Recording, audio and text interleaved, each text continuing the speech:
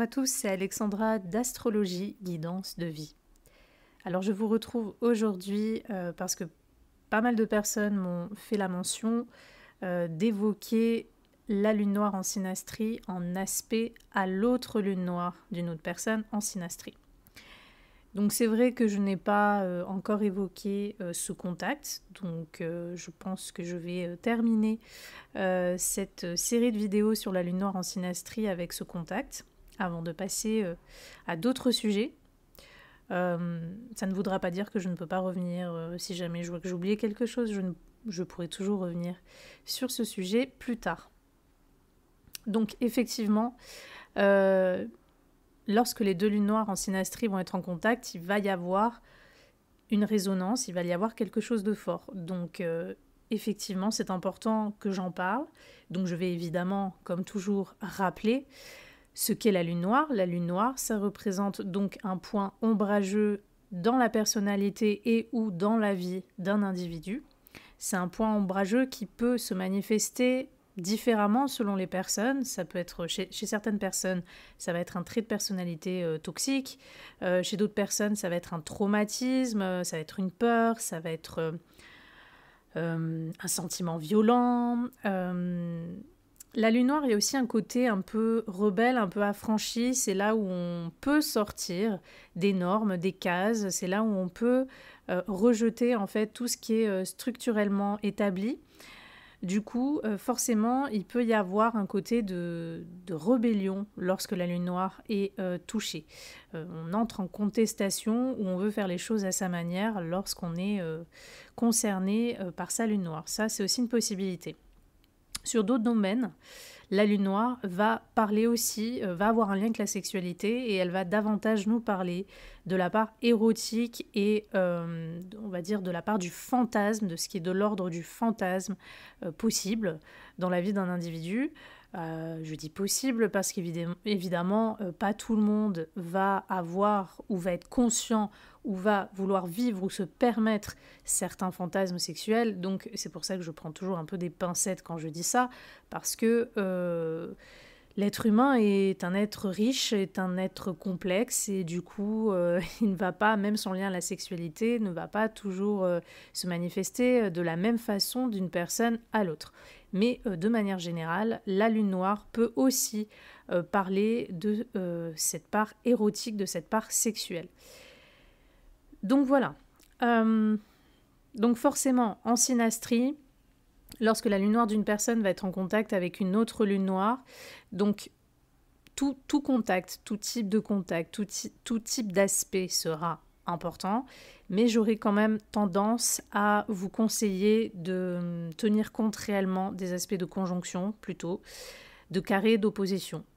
Voilà, parce que ça va être vraiment les aspects les plus importants. Je ne dis pas que les trigones, les sextiles, même les quinconces et autres ne sont pas importants. Je dis juste que par ordre d'importance c'est peut-être de ressenti, la conjonction, le carré et l'opposition seront davantage des aspects à tenir compte. Voilà. Ensuite, évidemment, je vais vous parler de l'orbe. Je dirais que il est mieux de tenir compte d'un contact où effectivement l'orbe est serré, donc entre 0 et 3 degrés. Au-delà, c'est toujours pareil, je ne dis pas que ça ne peut pas être ressenti, qu'il ne peut pas y avoir des expériences. Bien sûr que si, mais ça peut être plus diffus, ça peut être plus inconscient, parfois ça peut être plus collectif. Mais entre 0 et 3 degrés, et bien sûr, plus on est proche du 0, plus l'impact sera fort, on va dire la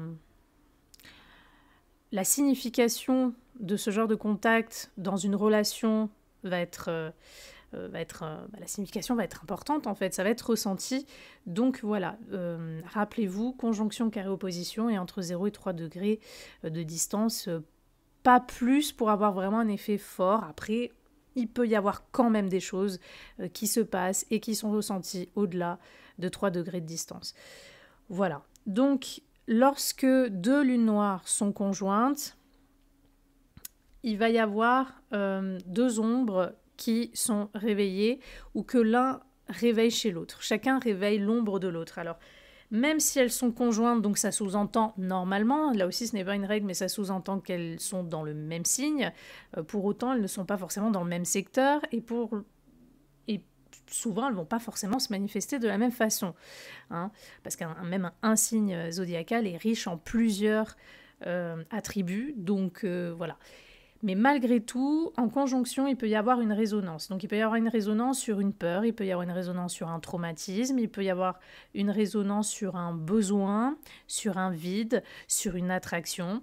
Donc si les deux personnes sont prédisposées à avoir un quelconque type d'attraction entre elles, effectivement, la conjonction entre deux lunes noires pourrait, on va dire, appuyer ce genre on va dire, de possibilités. Ça peut amener effectivement beaucoup d'attraction entre ces deux personnes. Ça peut amener un lien fort. Mais ça peut parfois amener aussi du rejet. On réveille, comme je l'ai dit, l'ombre autant chez l'un que chez l'autre. Donc du coup, la colère de l'un va réveiller la colère de l'autre, le besoin de s'affranchir de l'un va réveiller le besoin de s'affranchir de l'autre. Et donc du coup, ça peut parfois amener certaines relations toxiques. Maintenant, je dirais que forcément, si on a affaire à deux personnes qui ont la conjonction entre deux lunes noires parce qu'elles sont nées à peu près dans les mêmes périodes, forcément, ça va être quand même un aspect un peu plus collectif. Donc, je dirais quand même de plutôt considérer cette conjonction par rapport aux deux maisons respectives des deux personnes, de voir dans quelle maison ça tombe en fait, quelle maison ça touche, quelle maison ça impacte, pour voir vraiment là où il y a une ombre, là où il y a quelque chose d'épineux ou de douloureux qui va se réveiller autant dans un secteur de vie de l'un que dans un secteur de vie de l'autre. Donc voilà, ça c'est quelque chose à tenir compte. Donc justement, comme il y a quand même ce côté, comme je l'ai dit, un peu collectif, je dirais que dans ce cas précis, le carré ou l'opposition pourrait même être un peu plus fort ou un peu plus signifiant, notamment sur l'impact karmique entre les deux personnes. Donc si vous avez une lune noire qui est en carré, en aspect de carré à la lune noire d'une autre personne, et qu'encore une fois, je le répète, l'orbe est serré entre 0 et 3 degrés, effectivement, il peut y avoir un lien karmique très fort, il peut y avoir une crise, un bouleversement. Cette relation est là pour réveiller une douleur, un traumatisme, un besoin de guérir, un besoin de transformer un petit peu ce qui est sale en, on va dire, en lumière, transformer l'ombre, transmuter l'ombre en lumière. Ça va être très important. Donc effectivement, là où ce carré va se faire, donc forcément il va se faire entre la lune noire d'une personne qui va être positionnée dans un signe et une maison. Donc il faut voir aussi par rapport au thème de l'autre personne dans quelle maison va tomber cette lune noire pour avoir un peu plus d'indications. Et pareil, le carré qui est formé avec la lune noire de l'autre, on va regarder aussi l'autre lune noire de l'autre personne, dans quelle maison elle est déjà chez elle, hein, dans quelle maison, dans quel signe, et dans quelle maison de l'autre elle tombe. Parce que c'est vraiment la confrontation, la lutte et la friction entre ces deux maisons et ces deux signes, où il va y avoir une tension, il va y avoir une crise, parfois il va y avoir un fort rejet, où il va y avoir une douleur ou un événement traumatique qui peut exister. Donc c'est vrai que moi j'aurais tendance à dire que ce genre de carré, surtout encore une fois, je le répéterai jamais assez, si l'orbe est serré, ce genre de carré peut effectivement amener un événement traumatique entre les deux personnes, peut amener un événement douloureux. Je dis pas qu'il n'y a pas de choses positives à ce genre de... Il peut y avoir une forte attraction, ça s'empêche pas, mais ce que je veux dire, c'est qu'il y a quand même quelque chose de douloureux, parce que rappelez-vous de la nature de la lune noire. C'est toujours extrême comme point, c'est toujours quelque chose d'un peu obsessionnel ou névrotique. On se réveille un vide, on se réveille une colère, on se réveille un trait toxique de la personnalité, on se réveille quelque chose d'assez brut, d'assez fort.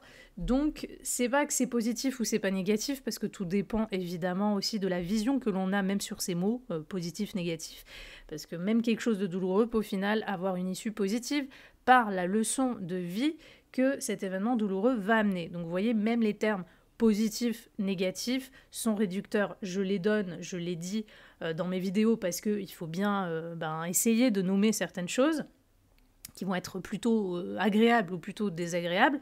Mais globalement, voilà, le but, il faut comprendre que la confrontation entre ces deux lunes noires, cette tension, va réveiller un besoin de guérir ou de conscientiser, de schématiser quelque chose qui n'est peut-être pas vu dans la personnalité de l'un ou dans le bagage douloureux, familial ou d'âme de l'autre. Il y a quelque chose à observer, il y a quelque chose à transmuter, comme je l'ai dit, en lumière. Il y a quelque chose à... Il faut mettre de la lumière dessus, il faut mettre de la conscience dessus.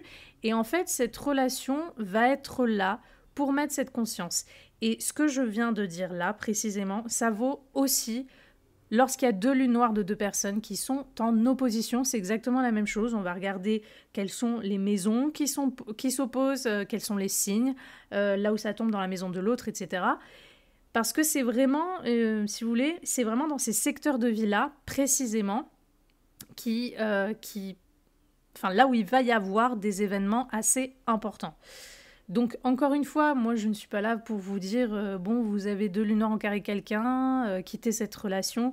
La vie, c'est pas aussi simple que ça. Puis des fois, on peut parler d'une relation, je sais pas, entre un parent et un enfant, on quitte pas forcément facilement comme ça.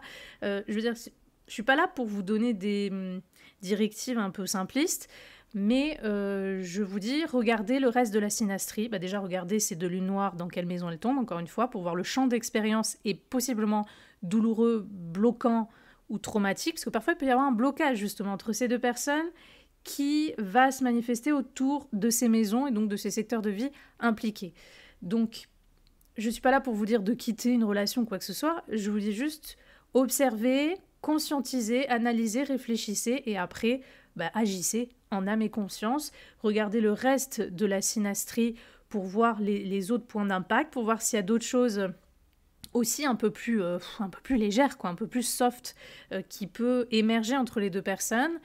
Et si vraiment vous sentez que, vous voyez que vous avez ce contact et que vous avez une relation trop énergivore, trop toxique, ou que ça arrivait quelque chose de trop douloureux avec une personne, effectivement, si vous le pouvez, dans la mesure du possible, quittez cette relation ou au moins éloignez-vous le plus que possible parce que c'est vrai que c'est un contact, je le répète surtout, je dirais en carré et en opposition, ça peut être aussi en conjonction, mais surtout le carré et l'opposition. Ça va être un contact qui peut être énergivore, qui peut être assez difficile à endurer dans une relation. C'est pourquoi c'est à vous tout simplement d'être objectif, d'être dans l'observation pour discerner ce qui est viable, ce qui est acceptable, si effectivement cette relation elle est enrichissante parce qu'elle nous permet justement de mettre de la conscience sur certaines choses difficiles et de l'un et de l'autre. Bon, aussi si les deux personnes sont dans cet état d'esprit. Mais voilà, ne vous attardez pas si vous sentez qu'on n'est pas sur ce cas de figure-là. Parce que effectivement, sinon, ça peut devenir assez sombre. Et parfois, il peut y avoir un danger aussi dans cette relation. Ça peut être un danger qui peut s'exprimer de plein de façons. Mais comme je l'ai dit, il peut y avoir un événement traumatique qui va émerger au sein de cette relation. Parce que autant l'un que l'autre, ils sont là dans cette relation pour réveiller ce point névralgique. Donc tôt ou tard, ce point névralgique, il va se réveiller et souvent, ça va surtout être le cas lorsqu'il va y avoir un transit d'une planète lente accompagné vraiment comme déclencheur d'une planète rapide qui va toucher, par exemple, cet aspect de carré entre les deux personnes ou d'opposition ou même de conjonction. C'est lors de transit planétaire que un point douloureux ou un événement difficile va pouvoir se réveiller entre deux personnes. Donc après, si on est effectivement sur une relation qui a, on va dire, une ambition purement charnelle et que les deux personnes ont juste envie d'explorer ensemble des fantasmes ou des choses comme ça, effectivement, ça peut être juste, on va dire, la manifestation de ce genre de fantasme. Il peut y avoir une part très érotique entre les deux personnes, très atypique ou non conventionnelle sur certaines choses, ou en tout cas, encore une fois, en lien aux maisons concernées par ce contact. Il peut y avoir voilà, quelque chose de l'ordre du secret, du tabou. Ça, je le répète encore une fois, toujours surtout en carré et en opposition. Parfois, ça peut être, si vraiment l'orbe est très très très très serré, ça peut être aussi le cas avec un trigone ou un sextile. Mais voilà, à vous d'observer un petit peu la nature de cette relation. Parce que oui, il peut y avoir une forte attraction, mais il peut aussi y avoir quelque chose d'assez malsain, parfois, dans ce genre de relation. Donc, évidemment, la prise en compte du signe et des maisons, autant chez l'un que chez l'autre, vont donner beaucoup plus d'éléments dans la manifestation de ce genre de contact. Donc voilà ce que je pouvais vous dire sur ce contact en synastrie. Et moi, je vous dis à bientôt pour d'autres vidéos.